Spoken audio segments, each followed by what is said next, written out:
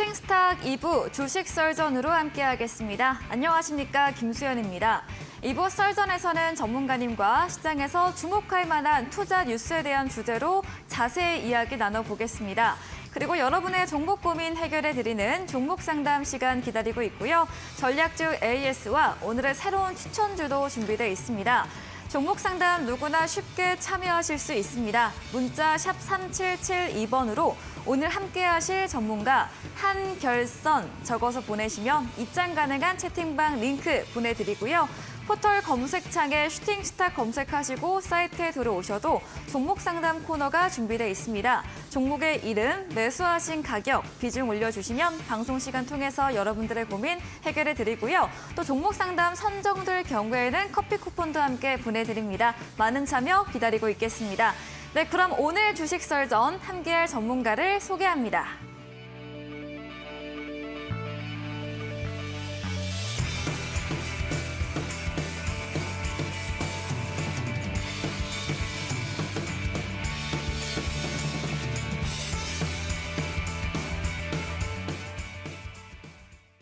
네, 수요일 주식 썰전 한결선 전문가님과 함께합니다. 전문가님 어서 오세요. 네, 안녕하십니까. 네, 반갑습니다. 네, 오늘 썰전 주제부터 화면 통해서 확인해 보겠습니다. 네, 오늘의 썰전 주제입니다. 올해 하반기에 강력한 엘니뇨가 발생할 것으로 관측되면서 물가를 자극할 변수로 떠올랐습니다. 엘니뇨는 동태평양 해수면 온도가 평년보다 0.5도 이상 높게 5개월 이상 지속하는 현상인데요. 이로 인해 설탕 가격, 슈거 인플레이션과 곡물 작황 부진, 그리고 강우, 가뭄, 더위 등이 우려되고 있습니다. 오늘 음식료 업종들 강세 보였는데요. 이에 대해서 먼저 이야기 나눠보겠습니다. 두 번째 주제입니다. 네, 리튬 원자재 가격이 5월 들어 53% 급등하면서 최근 리튬 관련주가 주목받고 있습니다. 리튬 가격은 지난달 말부터 상승 전환한 뒤 오름세를 이어가고 있는데요. 업계에서는 리튬 가격의 상승세가 당분간 이어질 것으로 전망하고 있습니다. 향후 시장에 어떤 영향을 줄지도 이야기 들어보겠습니다.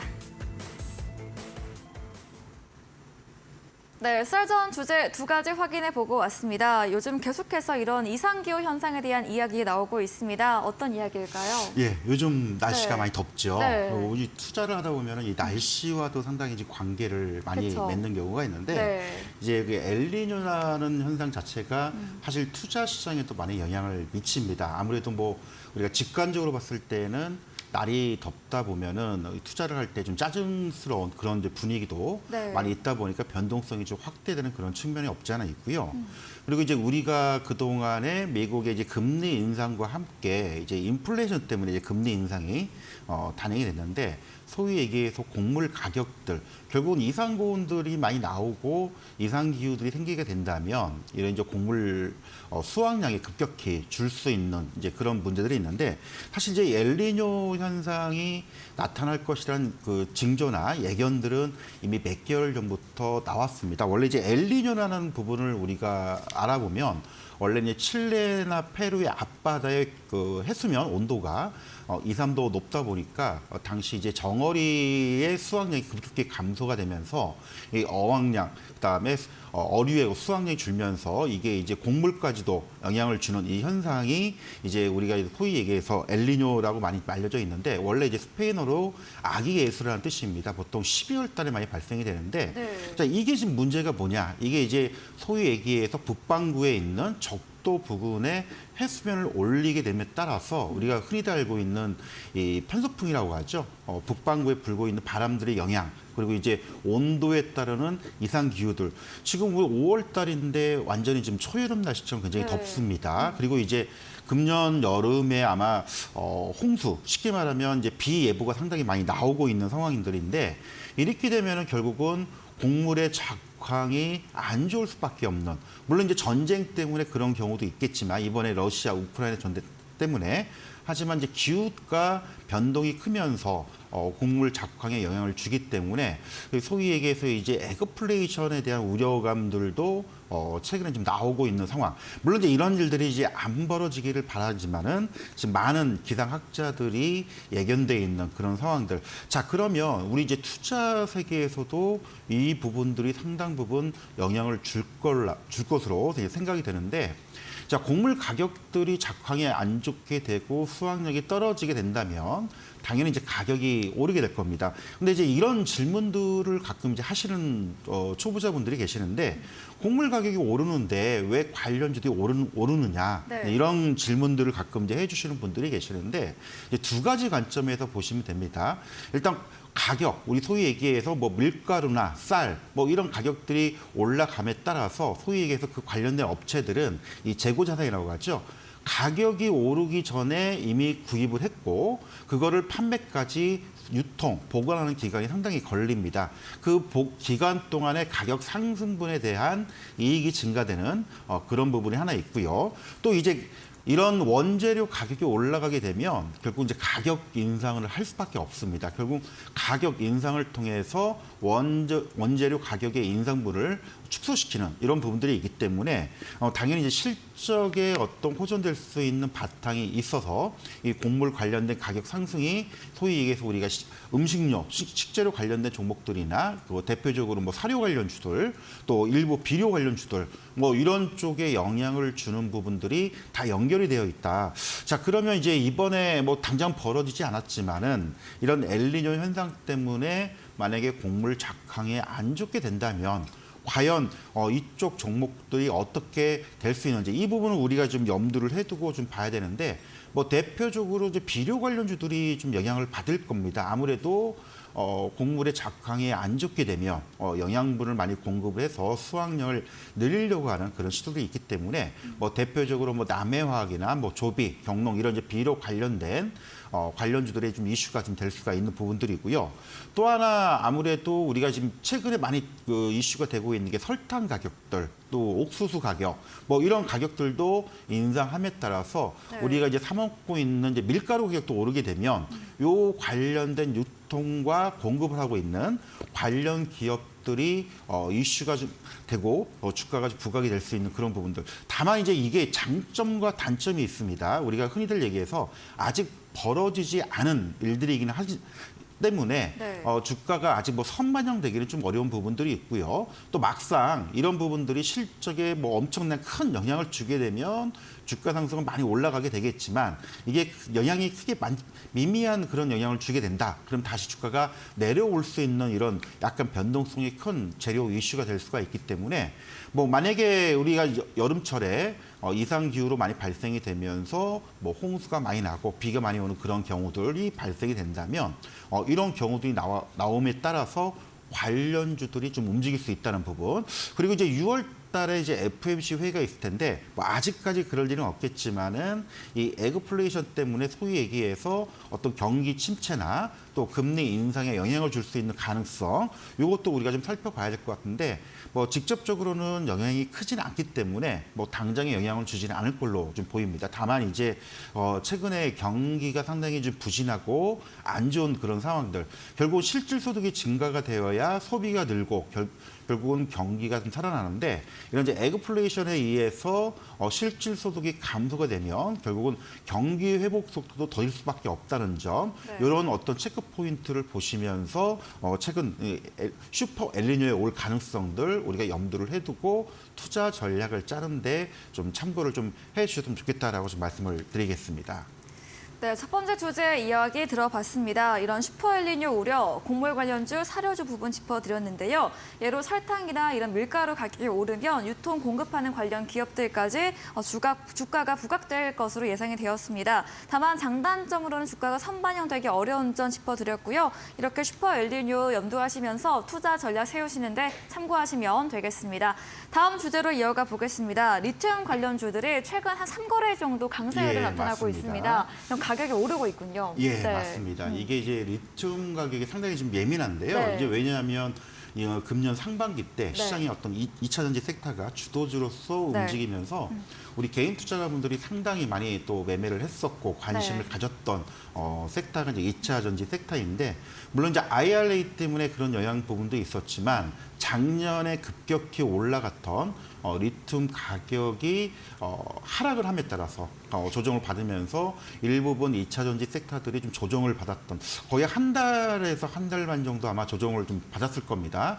그래서 이런 부분들이 다시 조금 재부각이 될 수 있느냐 없느냐 이 관심들이 상당히 많은 하는데 지금 전반적으로 돌아가는 흐름상으로 본다면 최근 리튬 가격이 불과 지금 한 달 사이에 거의 한 30-40% 이상 급등한 그런 모습을 좀 보여줬고요.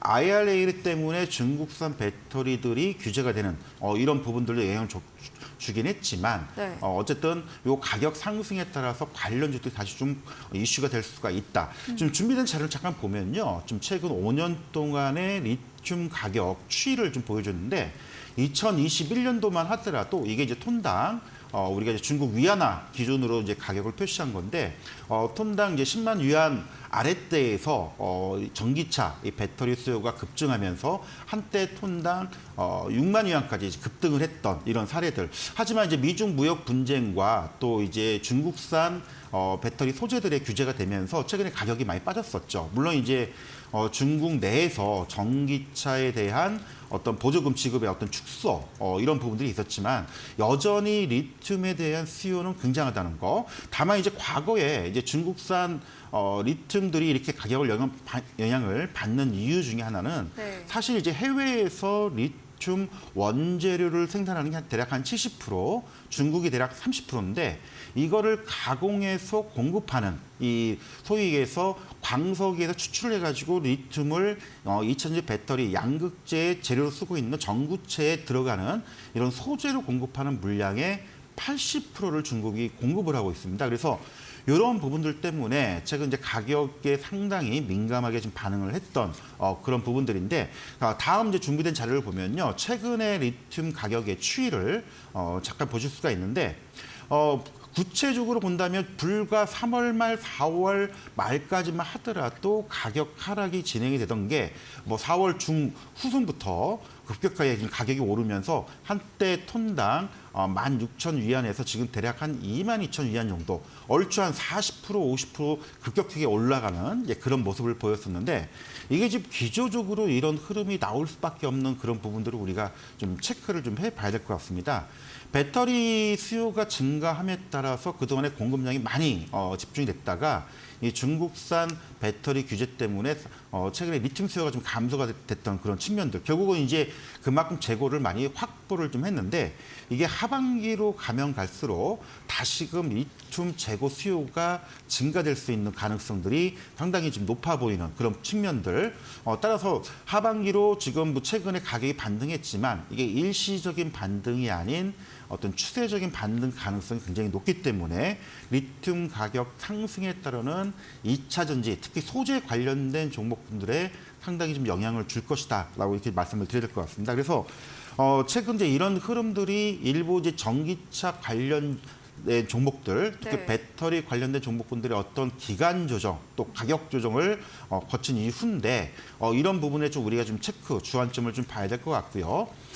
그리고 준비된 자료 보면은 최근에 리튬 산업에 대한 어떤 생산 공정들을 이제 잠깐 준비를 해봤는데 이제 리튬 관련된 얘기를 하다 보면 가장 많이 나오는 용어 중에 하나가 이 수산화 리튬과 탄산 리튬에 대한 용어 부분들이 많이 나올 겁니다. 근데 이제 우리가 흔히들 얘기하는 우리 한국산 배터리, 특히 MCM 계열의 배터리들은 수산화 리튬을 가공을 해서 사용을 하는 그런 소재라 좀 보시면 될 것 같고요. 그다음에 탄산 리튬 같은 경우는 중국의 LFP 방식의 리튬 인산 철의 그런 배터리 방식에 사용되는 건데 최근에 이제 호주나 캐나다, 특히 남미 쪽 그리고 일부 이제 포스코 그룹에서 아르헨티나 리튬 호수를 지금 개발 본격화하고 있다는 점. 그리고 국내 이제 이런 배터리 산업들이 성장함에 따라서 리튬을 가공하는 이런 설비 투자들이 뭐 작년부터 굉장히 많이 지금 진행이 됐습니다. 그래서 최근 이제 주가가 좀 조정을 받았긴 했지만 이쪽 시장이 뭐 한 2020년대, 2030년대 한 10년 동안에 한 10배 이상의 성장되는 그런 흐름들은 계속 이어질 것이다라고 일단 보여주고 있고요. 네. 따라서 이런 수산화 리튬 가공 공장들 그리고 일부 이제 테슬라나 포드 쪽에서도 이제 LFP 방식의 배터리를 일부 사용하기로 지금 하고 있는데 이런 이제 리튬 탄산 리튬도 가공하고 공급할 수 있는 이런 소재 기업들은 앞으로도 어떤 업황 성장과 향후에 이거 기대해볼 수 있는 네. 부분들이 상당히 많이 있다는 점, 요거를 좀 보시면 될 것 같습니다. 일단 전체적으로 시장이 조금 5월 달 들어서 주춤거리고 시장에 호재와 악재가 없이 없이 지금 횡보 구간을 좀 보여주고 있는데 2차 전지 소재 관련된 뭐 여러 가지 이제 양극재도 있고 음극재도 있고 일부 이제 분리막이나 일부 전해질 관련된 소재 관련된 종목도 있지만 우리나라에서 가장 경쟁력을 가지고 있고 또 많이 지금 생산을 하고 있고 수요가 급증하고 있는 이 양극재 부분, 특히 양극재의 핵심 소재인 이 리튬 산업들이 리튬 산업에 대한 소재 가공 기업들의 어떤 성장성들 그리고 이제 가격 상승에 따르는 또 이런 리튬 가공 공장들의 수익 개선들 이런 흐름을 본다면 향후 지금 뭐 주가 흐름상으로도 2차 전지 섹터들 얼추 기간요 정도 마무리됐고 네. 소재 관련된 기업들도 이제 슬슬 움직일 때가 되지 않았나. 그래서 좀 이런 부분들을 같이 좀 보시고 아마 이제 6월 달, 7월 달 되면은 이제 상반기 실적들이 얼추 가시화될 것이고요. 그리고 작년 하반기 혹은 연초에 설비 투자를 단행했던 이런 이제 기업들의 실적들이 보통 하반기에 반영이 되기 때문에 요 관련된 기업들은 좀 미리미리 주가가 좀 조정이 될 때 선점할 수 있는 이런 네. 관점, 포인트를 좀 말씀을 드리겠습니다. 네, 배터리 양극재 핵심 소재인 리튬 가격이 반등 추세에 대한 이야기를 나눠봤습니다. 하반기로 갈수록 리튬 수요가 증가될 수 있기 때문에 현재 리튬 가격의 반등은 일시적이기보다 추세적 반등의 가능성에 더 무게를 실어주시면서 소재 관련주 긍정적으로 의견 주셨습니다. 2차 전지 섹터 기간 조정의 마무리 국면으로 소재주들의 움직임 체크해 보시기 바랍니다. 네, 강의 진행해주신 한결선 전문가님에게 방송 이후에도 더 자세한 정보, 많은 전략을 듣고 싶으시면 문자 샵 3772번으로 한결선 적어서 보내시면 입장 가능한 채팅방 링크 보내드리고요. 화면 하단 QR코드 통해서도 휴대폰 카메라 대주시면 입장 가능합니다. 저희 그리고 마지막 코너 도전 상한가에서 전략주에 대한 힌트를 알려드리고 있습니다. 힌트 듣고 정답 아시는 분들 9시 한결선 전문가님의 무료 온라인 공개 방송에 들어오셔서 채팅창에 남겨주시면 커피 쿠폰 함께 보내드리겠습니다. 저희는 포트폴리오 AS 시간으로 돌아오겠습니다.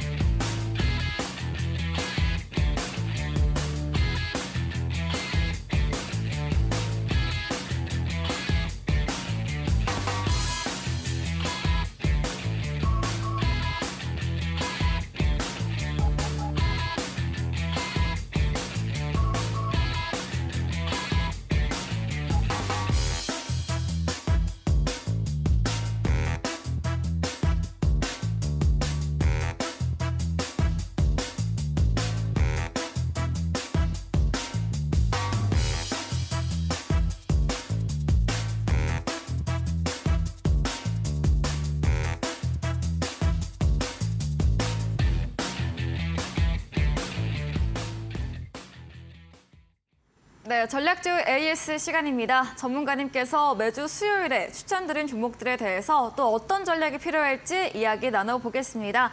첫 번째 종목입니다. 지난 방송 추천주였던 5월 18일에 매수했던 삼화전기인데요. 한 주 만에 수익률이 45% 달성을 했습니다. 매수한 당일에 상한가 마감을 네. 했고요.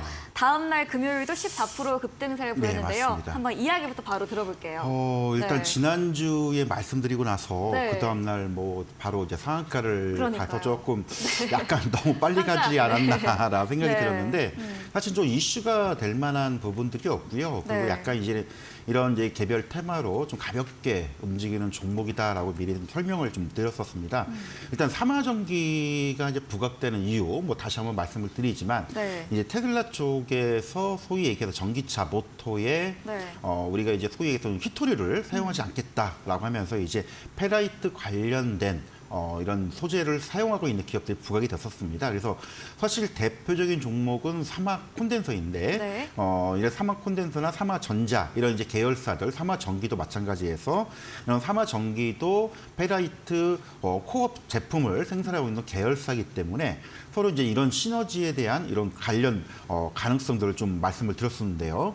일단 지난주 흐름, 기술적인 흐름을 잠깐 보면서 설명을 드리면 뭐 일단 1차적으로 뭐 4월 말 5월 초에 한번 1차 그 급등이 한번 나왔었습니다. 그래서 조정 준 이후에 뭐 다시금 재부각 가능성을 좀 염두를 해뒀고 그 부분을 말씀을 드렸던 부분들인데 뭐 그 다음날 바로 이제 급등을 하면서 요 3만 원까지 다시 올라갔다가 조정을 받는 아무래도 단기간 급등을 했기 때문에 당연히 이제 차익 실현 물량이 나올 수밖에 없는 이제 그런 부분들. 근데 중요한 거는 이 페라이트 부분들이 이제 테슬라 쪽에서만 이미 진행이 됐고요. 네. 사실 이제 이런 이제 히토리를 쓰지 않겠다는 거는 이제 사실 미국과 중국의 어떤 정치적인 이슈 관계가 엮여 있는 그런 부분이라서 이게 단기간 해결될 사항은 아니라고 좀 보이고 있고요. 그럼 결국은 테슬라 이외에 다른 이제 전기차 업체들도 이럴 가능성이 좀 있지 않냐 이런 얘기들이 좀 들려오고 있습니다. 물론 시간이 걸리겠지만 그래서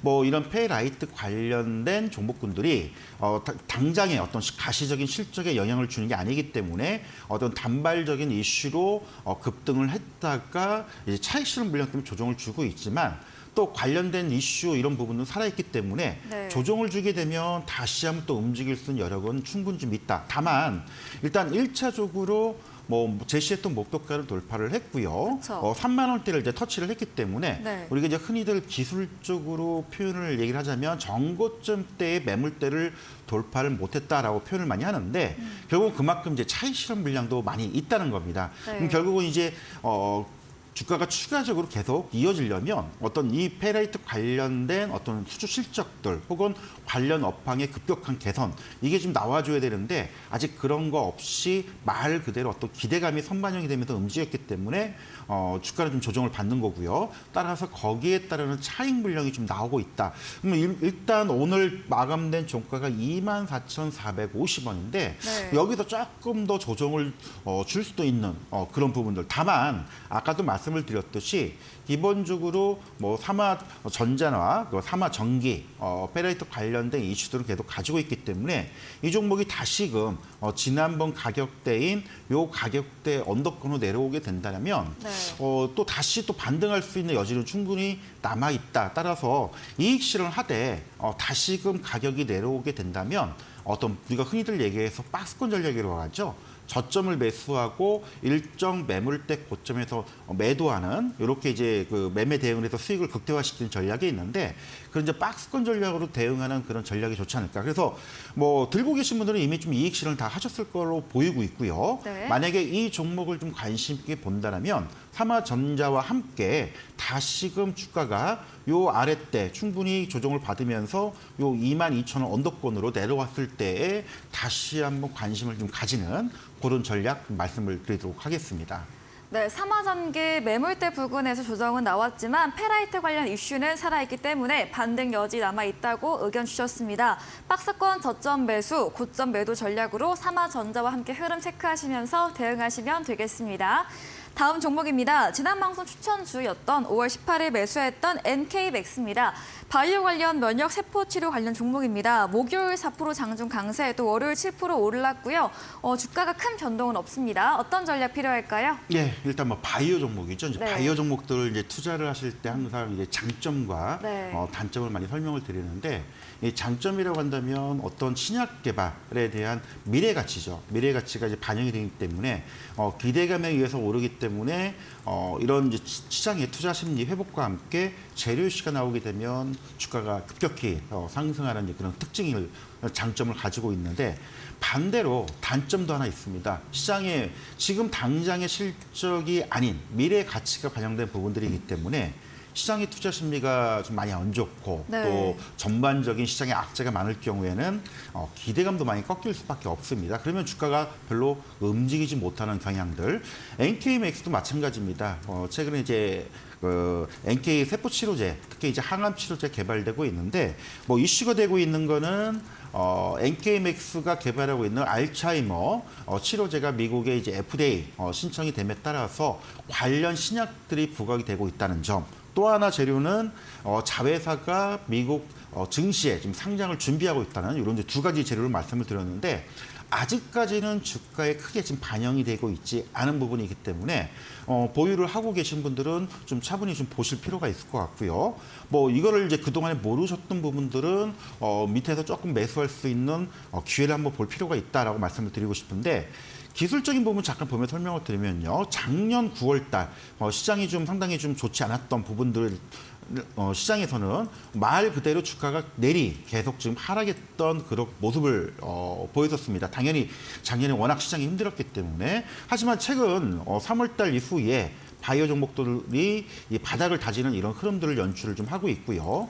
중기적으로 본다면 얼추 좀 11,500원에서 13,000원 구간에서 이제 박스권을 보이며 바닥을 다지는 과정들을 보여주고 있기 때문에 네. 기술적으로도 좀 저점을 좀 만들었다라고 좀 말씀을 드려야 될 것 같고요. 그리고 이제 6월 달에 미국의 임상 종양학회가 이제 진행이 되는데 여기서도 또 임상 결과가 발표가 됩니다. 그래서 여기에 대한 어떤 뭐 추가적인 임상 결과에 대한 기대감들 이런 부분들을 좀 보시면 좋을 것 같고요.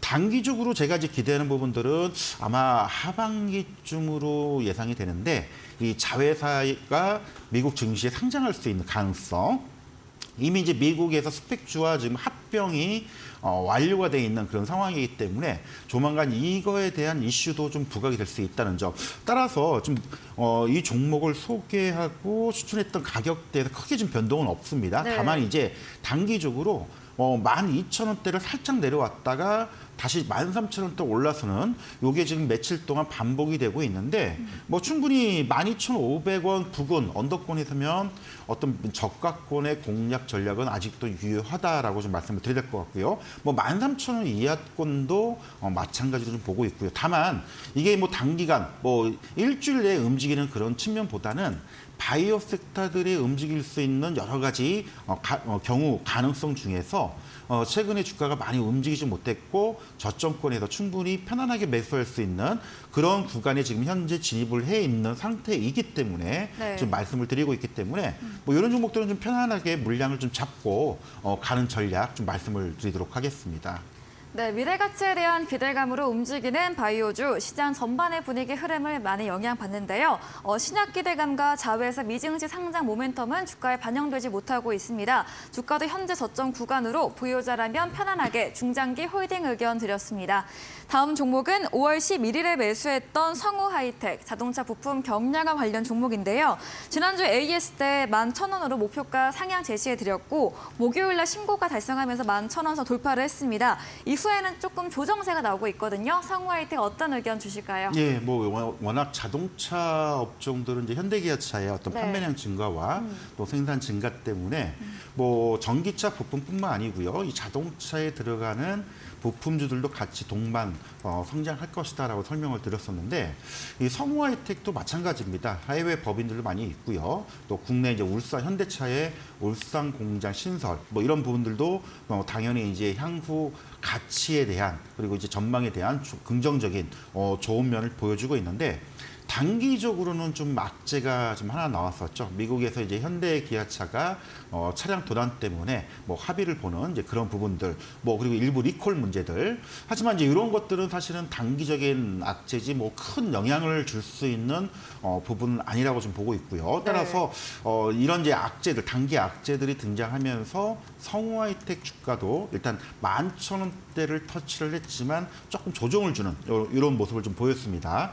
기술적인 흐름을 좀 보시면요. 이미 뭐 2월 달부터 좀 계속적으로 꾸준하게 지금 상승하는 흐름들, 1차 상승을 하고 다시 2차 상승, 그리고 파동을 주면서 계속 상승 추세를 계속 유지를 하고 있기 때문에 궁극적으로 좀 중기적으로 좀 길게 보시는 전략으로 본다면 아직도 계속 보유를 해볼 만한 종목이다 말씀을 드릴 수가 있을 것 같고요. 네. 단기적으로 본다면은 일단 1차적으로는 11,000원을 터치를 했기 때문에 뭐 이익을 뭐 실현해도 상관은 없습니다. 하지만 밀렸을 때 우리가 흔히들 이제 중기 추세선상에서 21선을 이탈하지 않는다면 보유를 하는 게 맞다라고 보통 표현을 많이 하는데 아직 뭐 살짝 조정 차익 물량이 나오면서 조정을 받았지만은 요 21선을 좀 밀리지는 않고 있습니다. 그래서 뭐 다시금 밀려준다면 뭐 단기적으로 좀 짧게 보시는 분들은 오히려 이게 다시 또 10,000원대 이하로 내려오게 되면 단기적으로 또 저가 매수할 수 있는 그런 기회를 좀 가지는 것 전략도 괜찮을 것 같고요. 중기적으로 본다면 11,000원대를 일단 터치를 했지만 다시금 11,000원대 이상으로 좀 올라갈 수 있는 여력은 아직도 여전히 가지고 있다는 점, 이렇게 투자 포인트 말씀을 드리도록 하겠습니다. 네, 상호할 때 리코 관련 이슈는 단기 악재로 큰 영향은 없을 거로 말해주셨습니다. 장기 관점으로는 11,000원 이상 보유 관점 드렸고요. 10,000원 이하로 주가 내려온다면 매수의 기회로 제시해드렸습니다. 다음 종목입니다. 4월 20일에 매수했던 한국카본입니다. 조선 기자재 관련 종목인데요. 변수로 인해서 예상치 못한 부분으로 맞습니다. 조정 후에 다시 추세가 들어올려지고 있습니다. 5월 초 AS 때 11,000원선 이탈하지 않는다면 계속 들고 가자 의견 주셨고요. 그 선은 지지되고 있습니다. 네, 어떤 이야기 들어볼까요? 네, 일단 뭐 최근에 조선 업종들이 네, 굉장히 좋아요. 강합니다. 네. 오늘도 네. 뭐 대우조선해양이나 현대중공업 주가가 굉장히 강하게 네. 올라오고 있고요. 일부 조선 관련된 기자재 종목들도 상승을 좀 하고 있는데 이 한국화본 같은 경우에는 최근에 이제 밀양공장 화재 때문에 의도치 않게 주가가 좀 하락했던 그런 모습들. 하지만 그래도 네. 뭐 전체적으로 이 화재 부분들이 총 매출액에서 차지하는 비중이 높지 않았다는 그런 측면을 본다라면 전반적인 조선 기자재 관련된 종목군들이 반등할 수 있는 여력을 좀 갖췄다라고 좀 말씀을 드려야 될 것 같은데. 기술적인 부분을 말씀을 드리면요. 지난번에 안타깝게도 제시했던 이 손절 라인 11,500원을 이탈하면서 내려왔기 때문에 일단은 매수를 하신 분들 중에 손실을 보신 분들 시간이 좀 걸릴 수는 있겠지만 그래도 팔 때는 아니다라고 좀 말씀을 드렸던 부분들이고요. 일단 주가가 지금 11,800원까지 살짝 내려왔다가 다시 지금 11,500원대 유지가 되는 모습들. 일단 화재에 대한 부분들은 상당 부분 주가에 지금 반영이 됐다라고 지금 말씀을 드려야 될 것 같고요.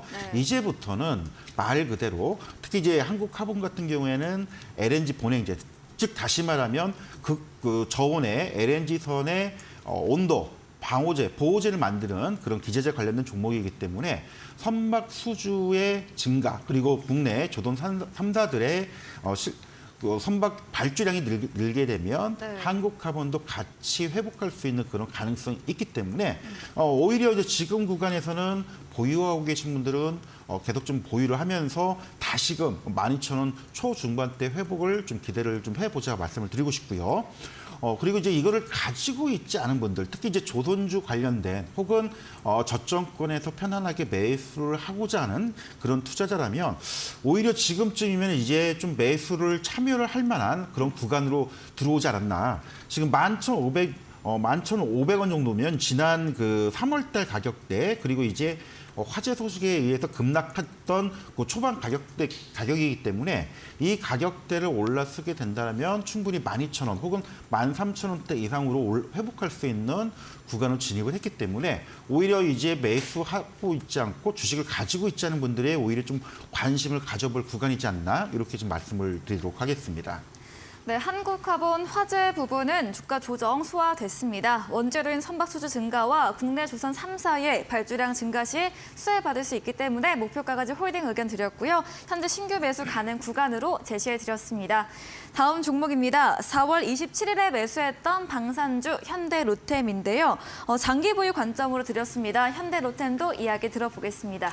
뭐 현대로템 하면은 우리가 이제 방산주로 많이 좀 네. 알려져 있을 겁니다. 특히 이제 폴란드 쪽에 이제 K2 전차 수출이 네. 되면서 크게 이슈가 됐었는데 원래 이제 현대로템이 전동차를 만드는 회사에서 출발을 했기 때문에 기존에 이제 국내 전동차 수주 그리고 이제 해외 쪽 특히 이제 이집트나 최근에 투르키예 쪽에 수출된 그런 물량들 어떻게 진행되는지 그리고 추가적인 부분들 이 부분을 같이 봐야 될 것 같은데 일단 단기적인 악재가 좀 하나 나왔습니다.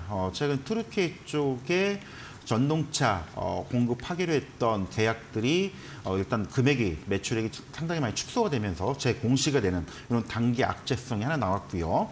그리고 이제 기존의 폴란드 쪽의 수주는 크게 문제가 없는데 신규 추가 수주, 특히 이제 K2전차의 루마니아 쪽의 수주 가능성이 최근에도 불거졌었는데 이 부분이 지금 최근에 좋은 소식과 안 좋은 소식들이 굉장히 많이 나오고 있습니다. 네. 루마니아 쪽에서는 이제 방산 예산을 하면서 이 부분을 확보를 하겠다라고 의지를 보여주고 있지만 유럽 내 여러 가지 방산 업체들의 견제들이 좀 많이 들어오면서 이 부분들이 지금 안 좋은 소문들도 일부 좀 나오고 있는 부분들. 하지만 개인적으로 국내 이제 방산 기업들, 방산 산업들의 어떤 성장 가능성들이 잘 되기를 바라는 그런 마음도 있고요. 현대로템도 이번에 이제 루마니아 쪽에 이런 수주 가능성들은 여전히 남아 있다라고 보기 때문에 현대로템의 주가는 어차피 단기적으로 볼 종목은 아니지만 중기적으로 이런 가치나 그다음에 실적의 어떤 성장들이 이루어지게 된다면 하반기에도 계속적인 상승 흐름을 우리가 한번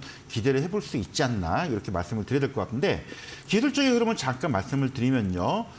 상대적으로 우리 여타 이제 방산주에 비해서는 현대로템의 주가가 그렇게 강하지는 못했습니다. 물론 작년에 전반적인 증시가 하락을 하고 약세인 그런 흐름 속에서는 상당히 주가가 좀 빠지지 않고 굉장히 견주했던 그런 모습들. 특히 이제 작년 6, 7월 달에 폴란드 수주 얘기가 나오면서 오히려 지수는 하락할 때 현대로템의 주가가 상승을 했기 때문에 상대적으로 많이 하락한 그런 메리트보다는 오히려 상승에 따른 부담감을 좀 가지고 있다는 그런 측면들. 하지만 아까도 말씀을 드렸듯이 루마니아 쪽의 수주 가능성들은 물론 이게 당장 한두 달 내에 나오지는 않겠지만은 이런 여력들이 충분히 있다라고 본다면 현대로템의 주가는 충분히 4만 원 이상을 가도 누가 뭐라고 하지 않을 그런 가치를 가졌다라고 좀 보고 있기 때문에 단기적으로 잠깐 주춤거리고 숨고르기 조정을 좀 주고 있지만 중기적으로는 아직도 가져갈 만한 그런 종목이지 않나. 일단 최근 흐름을 본다면 네. 뭐 4월 초쯤에 26,000원 대의 주가가 뭐 일자 급등이 나오고 37,000원대를 터치를 하고 지금 조정을 주고 있습니다. 엄밀히 얘기하면 뭐 지난번에 고점 라인들 작년 12월 달 고점 라인대까지 조정을 주는 건 흔히들 기술적인 어떤 조정이라고 좀 볼 수가 있기 때문에 그 구간에 좀 진입을 했다는 점 따라서 이거는 뭐 계속 좀 보유하는 관점에서는 추세가 아직 뭐 꺾였다라고 좀 보기는 어려울 것 같고요. 오히려 이 종목도 마찬가지로 조정이 나오게 된다면 이런 이제 방산주를 가지고 있지 않은 분들이 오히려 이제 싸게 될 수 있는 그런 기회를 한번 볼 필요가 있지 않을까. 그래서 충분히 단기적으로 본다면 뭐 3만 원대를 이탈하지 않는다라면 크게 뭐 추세적으로 이상은 없다라고 좀 말씀을 드리고 싶습니다. 그래서 오히려 이 3만 1,000원, 3만 원 구간에서는 오히려 좀 물량을 조금 더 늘릴 수 있는 그리고 이제 그동안에 관심을 가지고 있지만 이 주식을 사지 않은 분들은 분할 매수로서 접근할 수 있는 메리트는 충분히 있지 않을까라고 좀 말씀을 드릴 것 같고요. 또 이 종목을 좀 들고 계신 분들은 당장 이게 뭐 5월달, 6월달에 끝날 종목은 아니고요. 오히려 하반기, 특히 3분기, 4분기 때까지도 계속 볼 수 있는 좀 편안하게 안정적으로 봐야 될 종목이기 때문에 약간의 흔들림 우리가 개의치 말고 편안하게 좀 지켜보자 이런 전략 말씀을 드리도록 하겠습니다. 네, 루마니아 수주 가능성은 남아있다고 합니다. 이와 함께 실적 성장 이루어진다면 하반기 전망 긍정적으로 봐주셨고요. 3만 원서 이탈하지 않으면 추세 문제 없기에 길게 4만 원 이상까지 목표가 제시해드렸습니다. 다음 종목은 3월 30일에 매수했던 서현이화 자동차 부품주입니다. 지난주 AS 때 절반은 수익 실현해보고 나머지 잔량으로 18,000원 이탈하지 않으면 추가 상승 기대해보자 의견 주셨거든요. 이탈되지 않고 있습니다. 어떤 의견 주실까요? 네, 이것도 뭐 자동차 업종 대부분 부품주와 마찬가지인데요. 최근에 이제 상승 흐름이 나왔기 때문에 조금 조정을 줘도 뭐 나쁘지 않다라고 좀 말씀을 드려야 될 것 같고요. 일단 뭐 서현이와 이제 기술적인 흐름을 좀 보면서 설명을 좀 드릴 텐데 네. 주가가 좀 단기간에 좀 많이 올라온 그런 측면도 없지 않아 있습니다. 이미 지금 3월 말쯤 12,000원대 주가가 14,000-15,000원대로 올라섰고요. 그리고 이제 5월 달 들어서면서 주가가 좀 한번 강하게 움직이면서 22,000원대를 터치하고 조정을 주는 거기 때문에 뭐 충분히 요 17,000원, 8,000원까지 뭐 살짝 눌림과 조정을 줘도 나쁘지 않다라고 좀 생각이 듭니다. 그래서 뭐 부분적으로 이익 실현 하신 분들은 좀 하시고 나서 조금 더 저는 이제 개인적으로 요 종목이 더 좀 밀려주길 원하는 개인적으로. 그래서 오히려 좀 밀려주게 된다면 이걸 매수할 수 있는 기회를 다시 한번 가질 수 있는 가능성이 있기 때문에 이런 부분을 좀 보셨으면 좋을 것 같고요.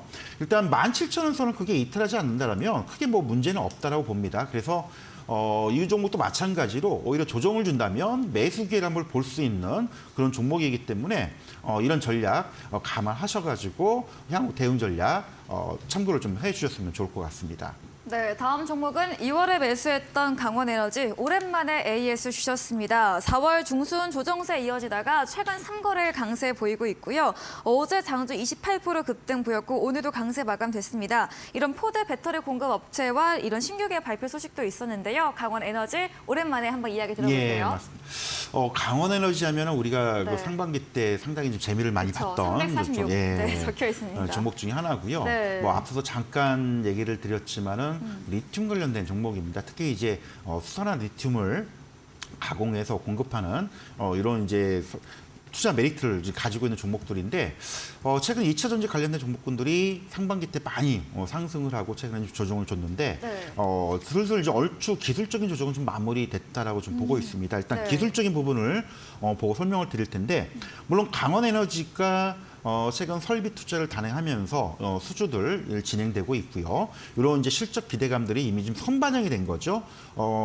세부적으로 주가 흐름을 본다면 불과 이제 연초에 8, 9천원 있던 주가가 3월 달 들어서 급격히 상승이 나오면서 이게 4만 원대까지 가는 거의 뭐 400% 이상 급등을 하는 그런 모습을 보였는데 뭐 이게 이제 실적 성장성에 비하면 주가 상승도 당연히 따라오는 그런 모습들. 하지만 단기간에 너무 많이 올랐죠. 네. 따라서 너무 올랐기 때문에 보유하고 계신 분들 좀 이익 실현 하자라고 좀 말씀을 드렸었고요. 하지만 지금은 이제 얼추 고점 대비 50% 조정을 받았던 그런 구간이기 때문에 얼추 슬슬 이제는 다시금 우리가 관심을 볼 때가 되지 않았나라고 말씀을 드려야 되는데 고점 때 4만 원대에서 한 50% 정도 조정을 받았습니다. 2만 원까지 내려왔었죠. 자, 2만 원대에서 더 이상 주가가 밀리지 않는 그런 부분들. 그리고 앞서서 설명을 드렸지만은 리튬 가격이 최근에 반등이 나오고 하반기 때에 하락보다는 상승 가능성이 굉장히 높다는 점. 이렇게 된다면 다시 리튬 소재 관련된 종목군들이 반등할 수 있는 가능성이 있다라고 보기 때문에 이제는 슬슬 강원에너지도 다시 매수 관점을 좀 봐야 될 것 같고요. 네. 혹시라도 들고 계신 분들은 지금은 팔기보다는 조금 더 지켜보는 전략 그리고 하반기 때에 소재 관련주들이 움직일 가능성 이런 전략 말씀을 드리도록 하겠습니다. 네, 고점 대비 50%가량 조정받았기에 다시 관심 가져볼 구간입니다. 리튬 관련 가격 반등 추세로 매수 유효, 보유 관점 제시해드렸네요. 마지막 종목입니다. 3월 16일에 매수했던 제이오, 마찬가지 2차 전지 관련 종목입니다. 5월 11일부터 상승 추세 나오고 있는데요. 이 종목도 이야기 들어볼게요. 예, 뭐 제휴 같은 경우는 금년에 상장한 종목인데 네. 이제 이슈되는 재료 중에 하나가 이 전고체 배터리죠. 탄소나노 튜브를 활용해서 이 전액 액체가 아닌 고체 배터리 화재 위험을 줄이는 요 관련된 기술들 상용화 가능성을 말씀을 드렸었는데 이런 이슈가 좀 부각이 되면서 주가가 좀 많이 4월 초까지 상승이 나왔다가 최근에 좀 조정을 받았습니다. 이미 주가 흐름들 보시면은 상장 이후에 제이오 같은 경우 지금 그 2만 원대에서 이제 4만 원대까지 거의 100% 상승이 나왔던 그런 부분들. 하지만 최근에 조정을 주고 이제 밀리지 않는 이런 가능성. 그리고 이제 전고체 배터리에 대한 어떤 본격적인 상용화 가능성이 이슈가 된다면 이 종목도 좀 조정이 좀 마무리되지 않았나. 그러면 좀 여기서 반등을 시도할 수 있는 구간을 좀 진입을 했다라고 보기 때문에 네. 이 종목도 다시금 보유하고 계신 분들은 지금 팔 때는 아니다라고 좀 말씀을 드려야 될 것 같고요. 오히려 또 이 종목에 관심이 없거나 가지고 있지 않은 분들은 오히려 슬슬 매수 관점을 한번 볼 때가 되지 않았나. 그래서 이런 전략들을 말씀을 드리도록 하겠습니다.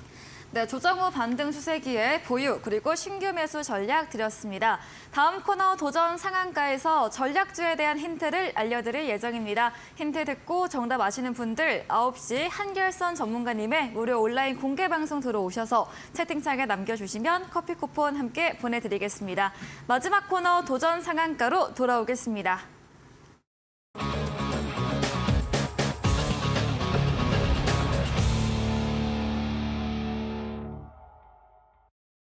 네, 도전 상한가 시간입니다. 이번 주 새로운 전략주에 대한 힌트를 바로 들어보겠습니다. 예, 오늘 이제 가져온 종목이 네. 이제 모처럼만에 또 2차 전지 관련된 오랜만에. 예, 네. 그런 종목인데요. 네. 시장에서 이제 폐배터리 관련된 그 이슈로 많이 좀 알려져 있는 종목 중에 하나입니다. 네. 이제 자회사 계열사죠. 이제 계열사 쪽에 양극재를 생산하는 코스모 신도라는 회사가 계열사를 네. 또 가지고 있는데 네. 최근에 폐배터리 관련된 종목군들이 조금 주가 흐름들이 지지부진했습니다. 전체적으로 시장을 조정을 받았던 그런 부분도 있지만 네. 최근 이제 양극재 관련된 그 양극할 물질들의 어떤 생산 캐파, 설비 투자가 이제 본격화되고 있습니다. 1차 네. 투자가 지금 4월부터 가동이 시작했고요. 2차 투자분이 이제 9월 달에 준공되고 하반기 12월부터 본격 또 가동이 되기 때문에 연간 기준으로 본다면 대략적으로 니켈과 코발트 연 한 2,000톤 이상 또 4,000톤까지 생산할 수 있는 캐파를 가지고 있다는 점, 요거를 좀 봐야 될 것 같고요. 최근 이제 기술적인 부분들도 같이 말씀을 드릴 텐데 전체적인 2차 전지 관련된 종목군들이 3, 4월 때 상승이 나왔다가 4월 초부터 한 달 내지 한 달 반 정도 가격 조정을 줬다는 점. 따라서 이런 가격적인 메리트가 이제는 조금씩 부각이 되고 있다는 그런 측면을 본다면 뭐 지금쯤 우리가 좀 볼 수 있지 않을까. 그래서 이런 이제 폐배터리 관련된 코발트, 니켈, 그다음에 리튬 이쪽에 어떤 재활용할 수 있는 그런 관련된 회사들이 국내에 많지 않고요. 이제 태동하는 그런 산업이기 때문에 이런 관련 성장성들도 우리가 한번 보자라고 좀 말씀을 드려야 될 것 같습니다. 네. 기술적인 부분을 잠깐 보면서 설명을 드릴 텐데요. 아까도 잠깐 말씀을 드렸듯이 뭐 2차 전지 관련된 종목군들이 워낙 2월 달부터 강하게 많이 올라왔죠. 그래서 이 종목 같은 경우에도 뭐 거의 2, 3만 원에서 9만 원까지 상승이 나왔던, 하지만 9만 원대에서 가격 조정을 충분히 이제 4만 5천 원까지 받았다는 점, 그리고 이제 아까 말씀을 드렸듯이 네. 2차 투자했던 폐배터리 공장이 9월 달 준공되고 12월부터 본격 생산이 가동이 된다면 당연히 이제 매출 성장과 함께 국내 이제 전형적인 MCM 계열의 어떤 코발트, 니켈, 망간을 이런 리튬들을 활용할 수 있는 생산 캐파가 갖춰진다면 실적과 함께 굉장히 큰 성장 모멘텀을 좀 부각이 될 가능성이 높지 않나. 그리고 이제 아까도 잠깐 얘기했지만 계열사, 자회사죠. 계열사의 코스모 신도제와 함께 양극재를 공급할 수 있는 판로들을 확보를 했기 때문에 이런 관점에도 충분히 우리가 지금 여기도 잡아갈 수 있는 메리트가 좀 되지 않나.